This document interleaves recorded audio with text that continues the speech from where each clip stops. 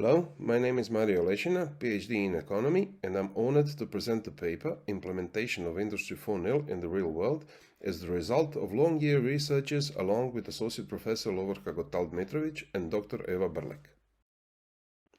Almost 100 years ago started the argue about how shall the world look like if the humans were replaced by robots.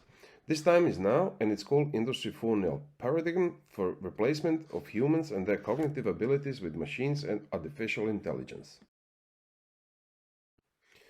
This paper is driven by a large decline of GNP on global scale in 2020 caused by lockdown.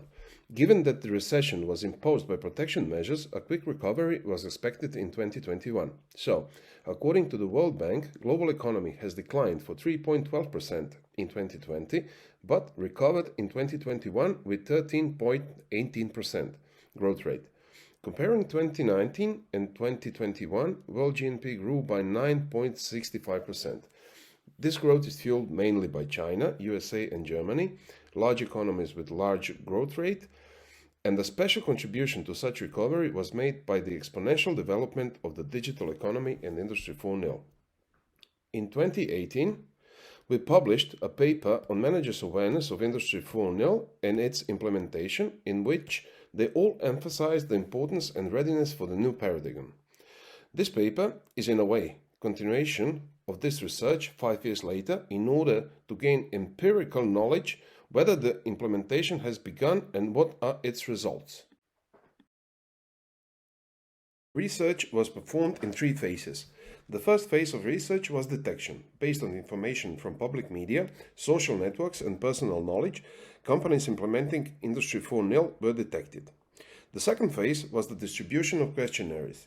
The 60 companies were selected and the questionnaire was sent to all of them. 42 of them answered.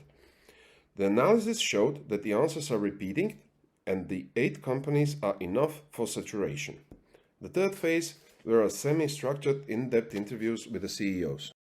The questionnaire was sent to 10 companies from pharmaceutical sector, mostly cosmetics, 12 companies from metallurgy sector, most of them connected to car industry, and 20 companies from apparel sector. The companies were from 5 different countries. Regarding the level of income, Austria and Italy are the high-income economies, Slovenia as a medium-income economy, and Croatia and Hungary as a low-income economies were observed. Companies from the pharmaceutical industry responded that the robots are widespread and it's impossible to imagine how to work without them, so they were not the subject of further research. Therefore, we concentrated on the metallurgy and apparel industry. The questions were: which jobs were robotized and why? All level jobs, considering the complexity, have been replaced. Low-skilled jobs because of working conditions, medium-skilled jobs in order to reduce tooling and preparation costs, and high-skilled jobs in order to improve quality and performance. Savings are measured in 7 categories and differ in each. The biggest savings are achieved in the reduction of waste, scrap, wastewater and energy consumption, what brings us to conclusion that the Industry 4.0 in terms of environmental protection is much more sustainable. The amount of investment is also different for each type of job. Of course, it's the lowest for the simplest and the highest for the most complex.